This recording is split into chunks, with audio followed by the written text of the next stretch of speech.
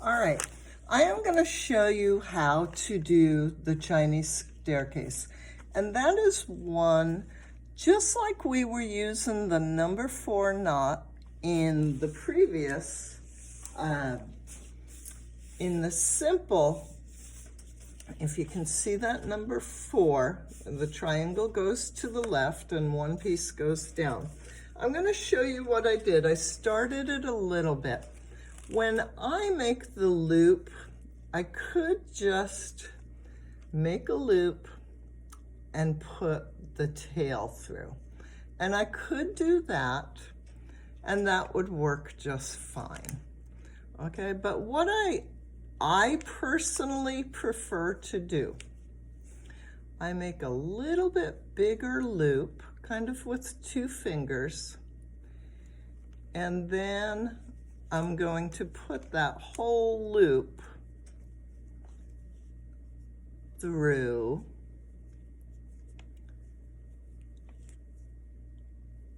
the wrap of the strings. And so now my ending, instead of having rough little edges, now I have a loop. And then I cut off these scraggly little ends to get those out of my way. And why I like that is because then when I'm done with it, it's a little bit easier to just tie something to this loop. It's nice to make it as a keychain or hook it onto something. Also, if you can see here, I've hooked it to my paper clip. And then one thing to make my work easier, remember I said it's always good to have the straight line tight.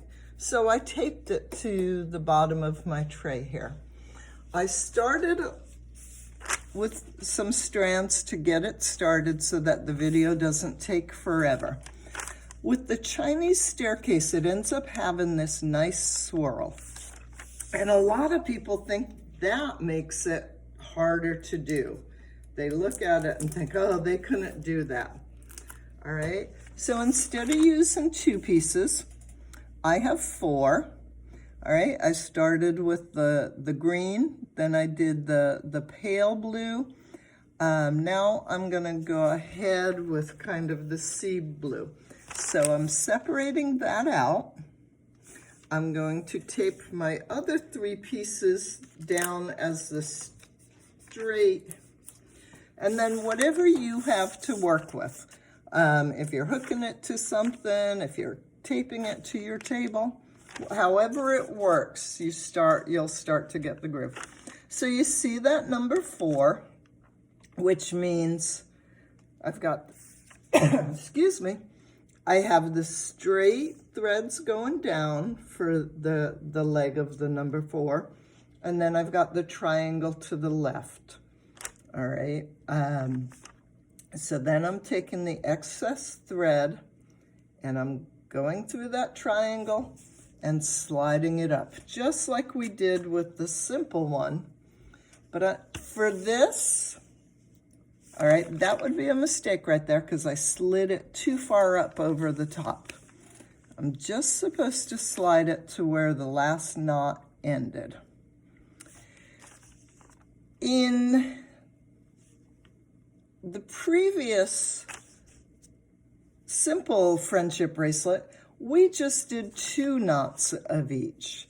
This one I'm using thinner thread. It's embroidery thread or a more narrow yarn.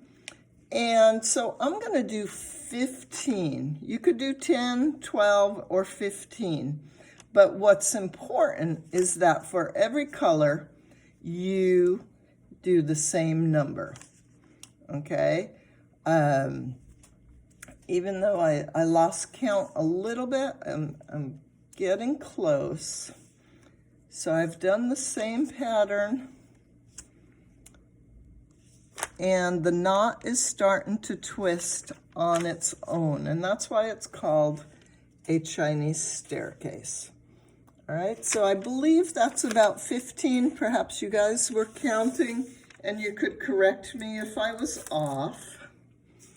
All right, so I did the green, the light blue, kind of the sea blue, and now I'm going to do the dark one that's like a navy. And you can do this with as many colors as you like. Keep all the other colors together.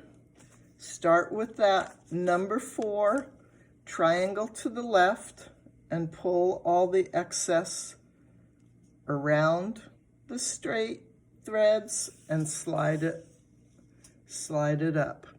And once again, that's the little error that I have to watch for, is sliding it too far up over the other finished threads. As I get going with this, all right, and some of you who have done friendship bracelets, you don't get so picky about that perfect number 4. You don't have to make it as big. You're just kind of working it with your fingers.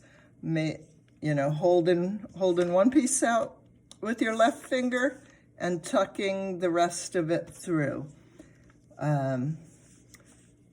Again, because I'm talking, I'm not doing so well with the counting. But what I'm going to do is make sure that every one of my bands of color is the same size as the previous one.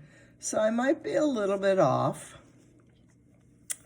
How tight you pull it will make a difference. If one of them you are pulling it super duper tight, it's going to scrunch up a little bit tighter. And if other ones you didn't pull it as tight, it might look a little looser. It might be a bigger band. So I think that's about 15. So now I've done one of each color: green, light blue, aqua blue, and navy blue. And now I am going to switch. And again, I'm using a piece of tape down at the bottom. And for you, you can use whatever you have available, whatever works. So I'm gonna get those other pieces secure so they don't bother me as much. And now I'm doing the same process with the green.